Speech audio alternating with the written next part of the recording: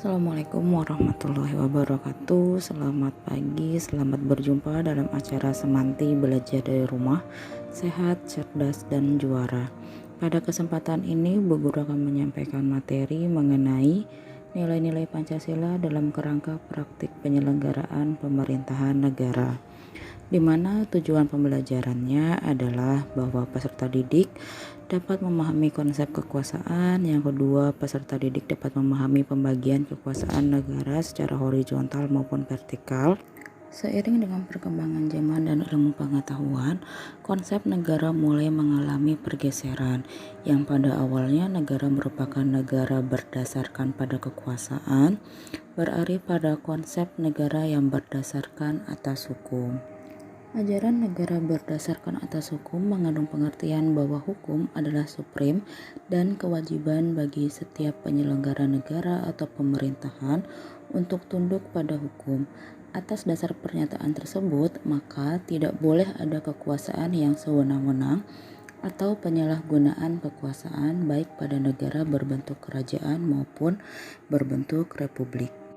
Mungkin peserta didik berpikir, mengapa sebuah negara bisa memerintah rakyatnya?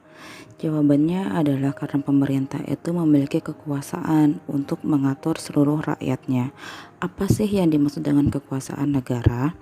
Kekuasaan dapat diartikan sebagai kemampuan seseorang untuk mempengaruhi orang lain supaya melakukan tindakan yang dikehendaki atau yang diperintahkan.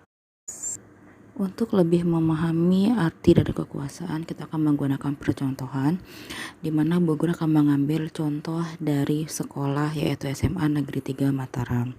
Di SMA Negeri 3 Mataram ada Wakasek Kesesuaian, kemudian pembina OSIS dan guru BK, di mana ketiganya berhak untuk memberikan sanksi kepada siswa yang melanggar aturan. Contoh, bagi pria yang mewarnai rambut dengan warna merah, kuning, biru, dan lain-lain.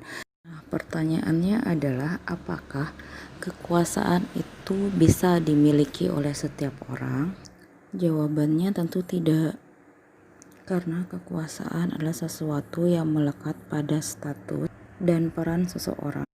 Karena kekuasaan tidak bisa dimiliki oleh semua orang, maka kekuasaan itu bisa dikatakan sesuatu yang langka dan diperebutkan oleh orang.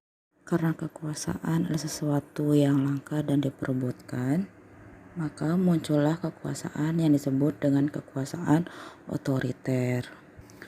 Tapi jangan menafsirkan bahwa kekuasaan itu sesuatu yang negatif, sehingga kalian tidak mau diatur oleh pemerintah. Tidak semua negara memiliki pemerintahan yang otoriter. Jika kekuasaan digunakan dengan baik, maka kekuasaan akan mewujudkan keadilan dan keteraturan dalam negara. Apa sih yang dimaksud dengan kekuasaan otoriter atau pemerintahan yang otoriter?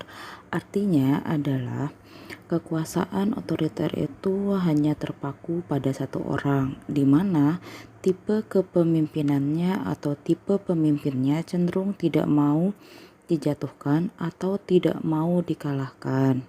Nah, untuk mencegah kepemimpinan yang absolut atau otoriter, maka dilakukan pemisahan dan pembagian kekuasaan agar terjadi kontrol dan keseimbangan di antara lembaga-lembaga pemegang kekuasaan.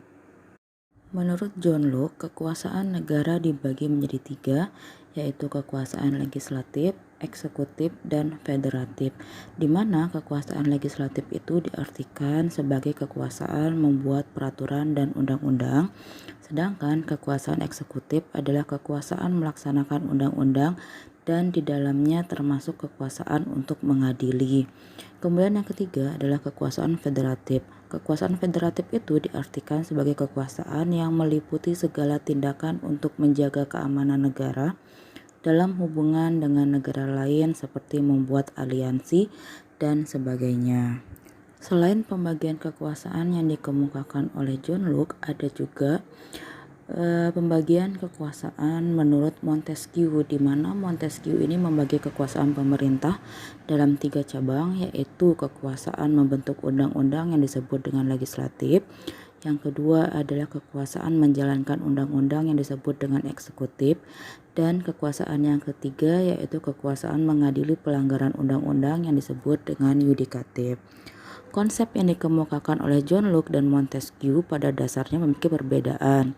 Perbedaannya adalah, kalau menurut Montesquieu, kekuasaan eksekutif mencakup kekuasaan federatif, karena melakukan hubungan luar negeri itu termasuk kekuasaan eksekutif, sedangkan kekuasaan yudikatif harus merupakan kekuasaan yang berdiri sendiri dan terpisah dari eksekutif. Sedangkan menurut John Locke, kekuasaan eksekutif merupakan kekuasaan yang mencakup kekuasaan yudikatif, karena mengadili itu berarti melaksanakan undang-undang, sedangkan kekuasaan federatif merupakan kekuasaan yang berdiri sendiri. Jika melihat pemisahan kekuasaan menurut John Locke dan pembagian kekuasaan menurut Montesquieu, bagaimana dengan Indonesia? Menurut Undang-Undang Dasar Negara Republik Indonesia tahun 1945 sebelum amandemen, Indonesia tidak menganut sistem pemisahan kekuasaan sebagaimana yang diajarkan oleh Montesquieu, melainkan menganut sistem pembagian kekuasaan negara. Karena yang pertama adalah Undang-Undang Dasar Negara Republik Indonesia tahun 1945 tidak membatasi secara tajam bahwa setiap kekuasaan itu harus dilakukan oleh satu organ atau badan tertentu yang tidak boleh saling campur tangan. Yang kedua, Undang-Undang Dasar Negara Republik Indonesia tahun 1945 tidak membatasi kekuasaan itu dibagi atas 3 bagian saja, dan juga tidak membatasi pembagian kekuasaan dilakukan oleh 3 organ atau badan saja. Yang ketiga, Undang-Undang Dasar Negara Republik Indonesia tahun 1945 tidak membagi habis kekuasaan rakyat yang dilakukan oleh MPR berdasarkan pada pasal 1 ayat 2 kepada lembaga negara lainnya. Mekanisme pembagian kekuasaan di Indonesia diatur sepenuhnya dalam Undang-Undang Dasar Negara Republik Indonesia tahun 1945. Penerapan pembagian kekuasaan di Indonesia terdiri atas 2 bagian, yaitu pembagian kekuasaan secara horizontal dan pembagian kekuasaan secara vertikal. Pembagian kekuasaan secara horizontal adalah pembagian kekuasaan menurut pembedaan fungsi lembaga-lembaga tertentu, legislatif, eksekutif, dan yudikatif. Berdasarkan Undang-Undang Dasar Negara Republik Indonesia tahun 1945, secara horizontal pembagian kekuasaan negara dilakukan pada tingkatan pemerintahan pusat dan pemerintahan daerah. Pembagian kekuasaan pada tingkat pemerintah pusat mengalami pergeseran yang umumnya terdiri atas 3 jenis kekuasaan, yaitu eksekutif, legislatif, dan yudikatif menjadi 6 kekuasaan negara, yaitu yang pertama adalah kekuasaan konstitutif, yang kedua adalah kekuasaan eksekutif, yang ketiga adalah kekuasaan legislatif, keempat kekuasaan yudikatif, kelima kekuasaan eksaminatif, dan keenam adalah kekuasaan moneter. Adapun pengertian dari kekuasaan konstitutif yaitu kekuasaan untuk mengubah dan menetapkan undang-undang dasar yang dijalankan oleh MPR. Kemudian kekuasaan eksekutif yaitu kekuasaan untuk menjalankan undang-undang dan penyelenggaraan pemerintahan negara yang dipegang oleh Presiden. Kekuasaan legislatif yaitu kekuasaan untuk membentuk undang-undang yang dipegang oleh Dewan Perwakilan Rakyat. Kekuasaan yudikatif atau disebut kekuasaan kehakiman yaitu kekuasaan untuk menyelenggarakan peradilan guna menegakkan hukum dan keadilan yang dipegang oleh Mahkamah Agung dan Mahkamah Konstitusi.